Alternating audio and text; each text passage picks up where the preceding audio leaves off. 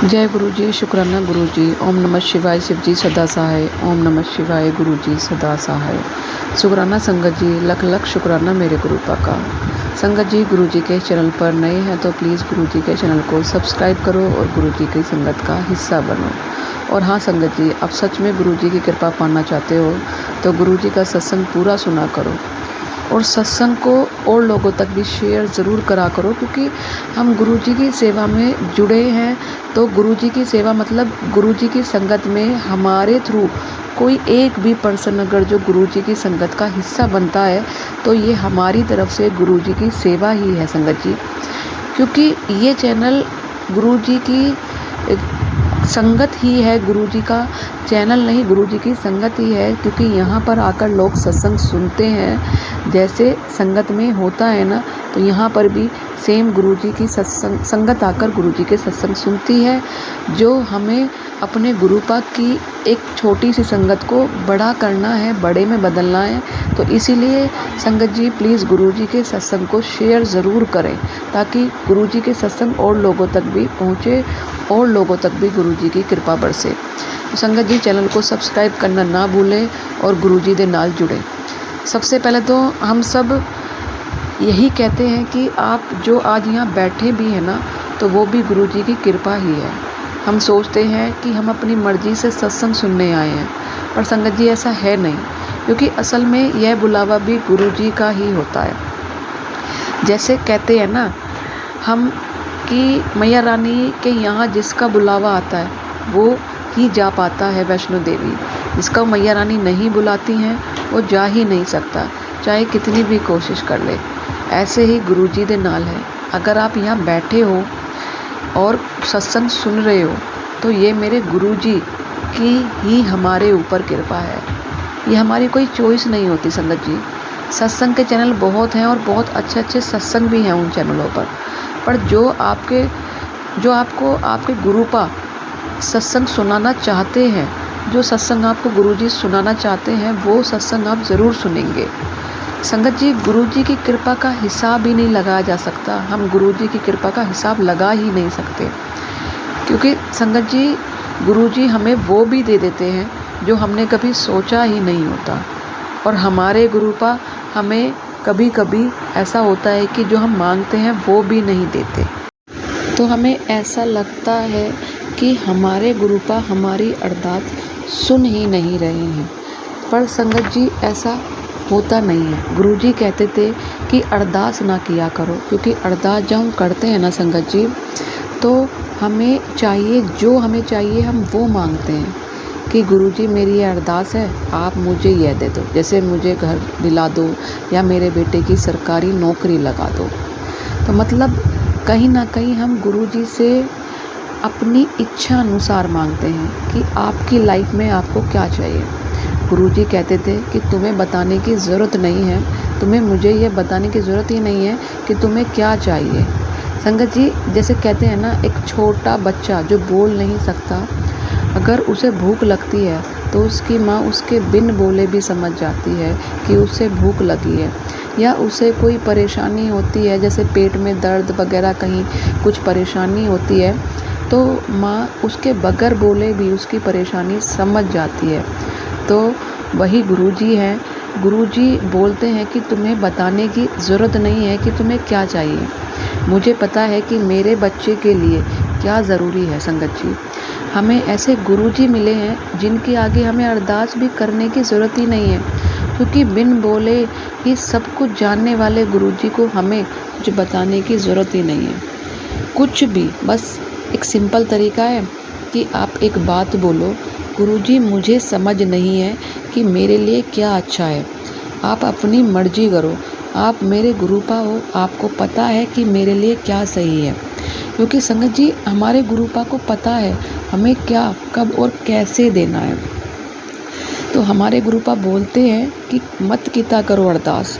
अरदास करना तुम्हारे लिए सही नहीं है, क्योंकि अरदास में तुम कुछ गलत मांग लोगे और मुझे पता है तुम्हें कब, क्या और कैसे देना है। तो संगत जी मांगना तो है ही नहीं, बिल्कुल नहीं मांगना, बस गुरु जी के नाल अपना कनेक्शन बनाना है। और हमारे गुरुपा हमारी सारी तकलीफ़ अपने आप ख़त्म कर देंगे।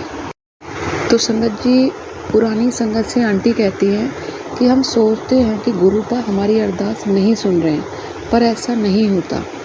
संगत जी, गुरुजी हमें वही देते हैं जो हमारे लिए सही होता है। मतलब वो अपनी बेटी की शादी वो अपनी बेटी की शादी के लिए बहुत परेशान थी, तो गुरुपा के सामने रोज़ अरदास करती थी कि गुरुपा मेरी बेटी के लिए एक अच्छा सा रिश्ता सा आ जाए। तो संगत जी, हुआ भी है ऐसा ही। उन्होंने एक लड़का देखा और लड़का बहुत सुंदर था, प्रॉपर्टी भी अच्छी खासी थी, सब कुछ बहुत अच्छा था, मतलब कोई कमी थी ही नहीं। तो अब आंटी ने गुरुजी से अरदास करनी शुरू कर दी, गुरुजी मेरी बेटी के लिए ये रिश्ता पक्का करा दो। वो रोज़ यही अरदास लगाती। संगत जी, सब कुछ ठीक हुआ भी, दोनों तरफ से बात बन गई। फिर कुछ दिनों बाद फिर से किसी बात पर अटक गई। संगत जी, वो आंटी जी गुरुजी को मानती बहुत थी, मतलब संगत जी वो संगत थी गुरुजी की। तो आंटी ने फिर से अरदास लगाई, गुरुजी मेरा काम बना दो, आपको मेरी अरदास पूरी करनी है। फिर से बात बनी, आंटी और लड़के वालों ने मिलकर बात पक्की करने की सोची।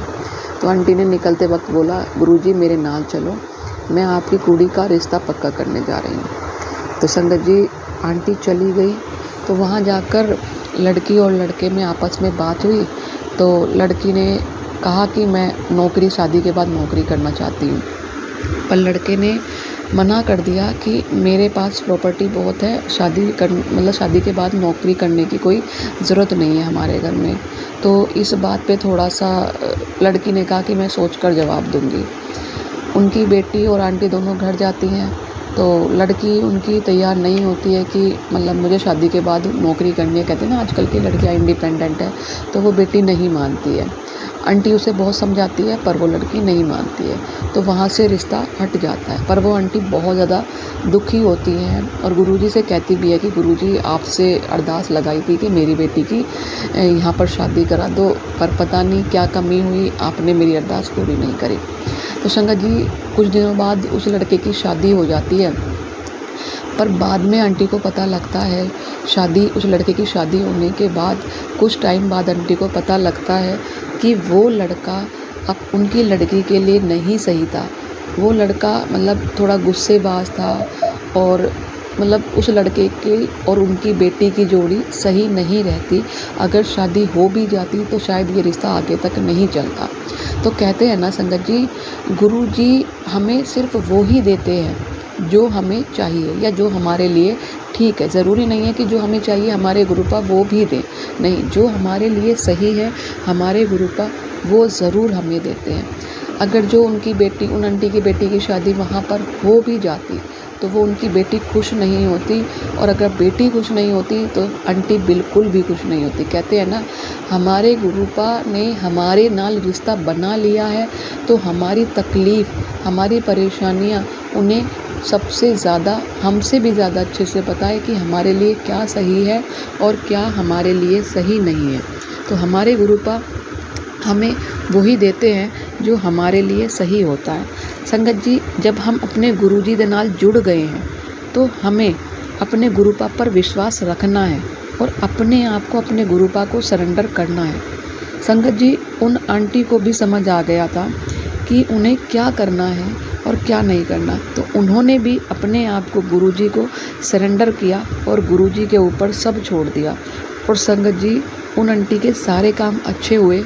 उनकी बेटी के लिए रिश्ता आया और कहने के लिए मतलब इतनी प्रॉपर्टी नहीं थी, मिडिल क्लास फैमिली थी, पर वो आंटी कहती है कि मेरी बेटी आज बहुत खुश है। तो संगत जी, कहते हैं ना, गुरुजी जो करते हैं वो हमेशा अच्छा ही करते हैं, क्योंकि गुरुजी को हमसे ज़्यादा पता है कि हमारे लिए क्या सही है। तो संगत जी, गुरुजी के ऊपर सब छोड़ दिया करो। और संगत जी, कहते हैं ना, बहुत अच्छे कर्म हैं हमारे जो हम गुरुजी दे नाल जुड़े।